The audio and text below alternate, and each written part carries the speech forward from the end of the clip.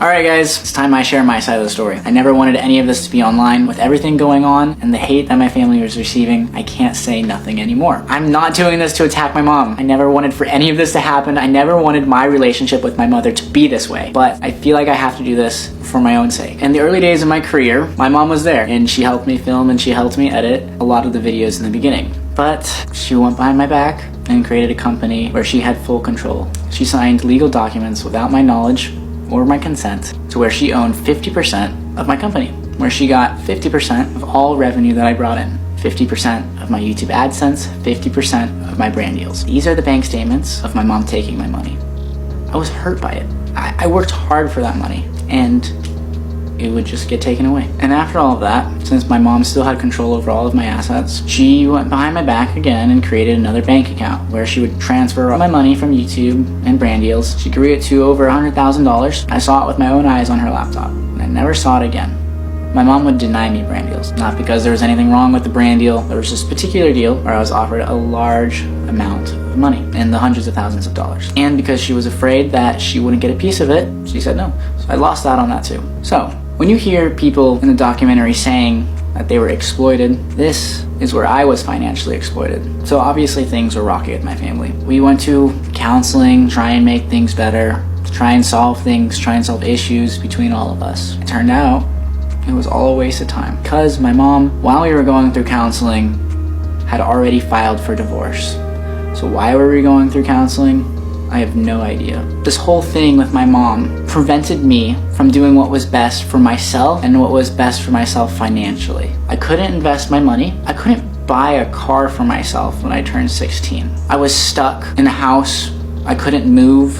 I couldn't invest my money into property if I wanted to. I couldn't do anything with my money. And with all that money that I'll be forever thankful for you guys for, I'd give 50% of it into a savings account for my mom to have a chance at getting. Most of it went to paying for attorney fees. At the end of everything, to settle with my mom, I had to negotiate with her.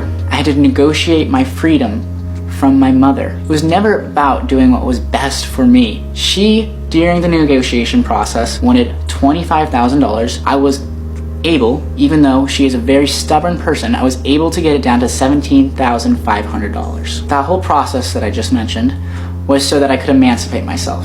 And to make this very clear, to prove why my mom was lying in the documentary, I emancipated myself a year or two after I left the squad. A year or two of me not even talking to Tiffany. So if I was not in the squad and if I wasn't talking to Tiffany, then how did Tiffany manipulate me? I did it on my own because it was what was best for me.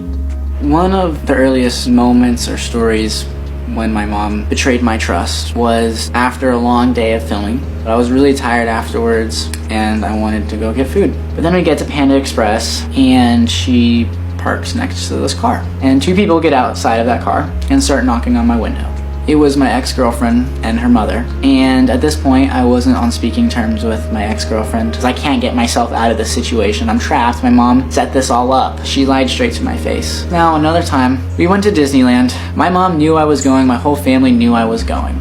But my mom was unhappy. She decided to call the Anaheim Police Department and file a missing persons report on her son. I wasn't missing. I was with tons of adults in a safe place at Disneyland. I woke up to people knocking on my hotel door. It was the Disneyland staff alongside two police officers. They made me pack up all my stuff. I was crying. I didn't want my friends to see me in that situation. I had to sit outside the hotel lobby with the police officers for 3 hours, waiting for my mom to come pick me up. I was also being recognized by you guys. I love you guys, but obviously I didn't want you to see me in that scenario with two police officers looking like I did something wrong. My mom finally showed up. The police went and talked to her separately. They actually told her what she was doing was wrong. And the police officer, he felt so bad and understood where I was coming from. He DM'd me this message. My mom would go into my room and she would go through my text messages. She would take photos of those text messages and use them against me in court. She went into my sister's room and stole her very personal diary. I didn't even know my sister had a diary. That's how personal it was. But my mom found it and she took pictures of that as well. Pictures of things my sister had written down that she never wanted anyone to see and used them in court against her. My mom accused me of doing drugs and filming inappropriate content that can't go on YouTube in a word that I can't say in this video, which was so far from the truth. She was reaching at anything she could. I've never touched a drug in my entire life.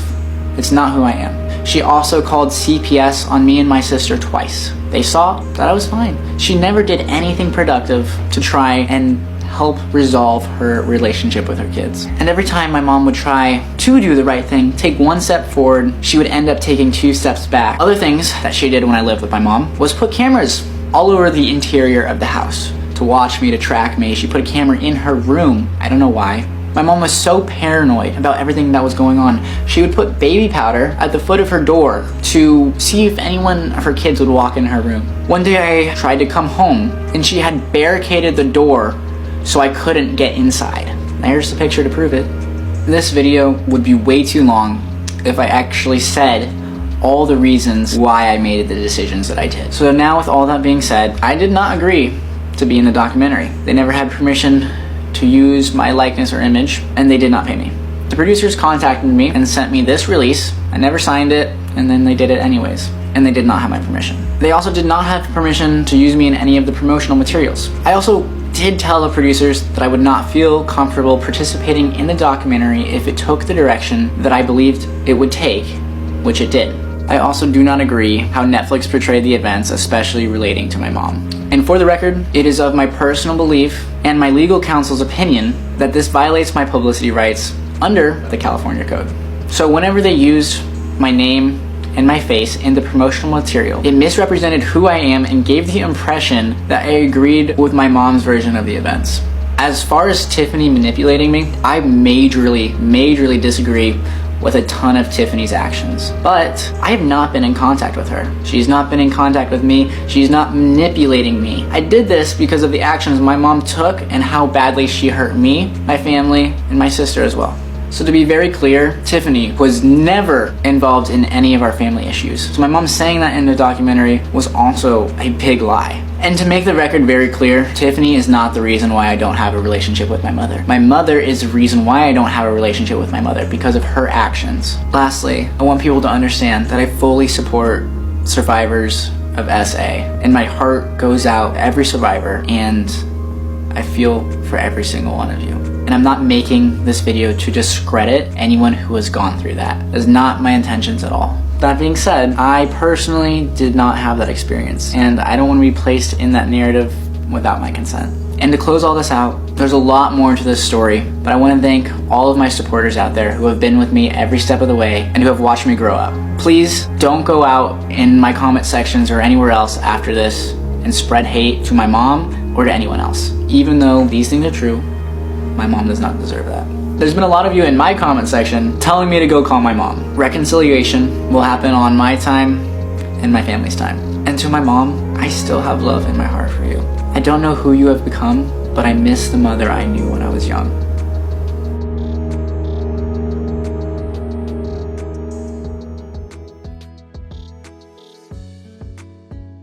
Let me start with something important. I did not agree to be in the documentary. They never had permission to use my likeness or image, and they did not pay me.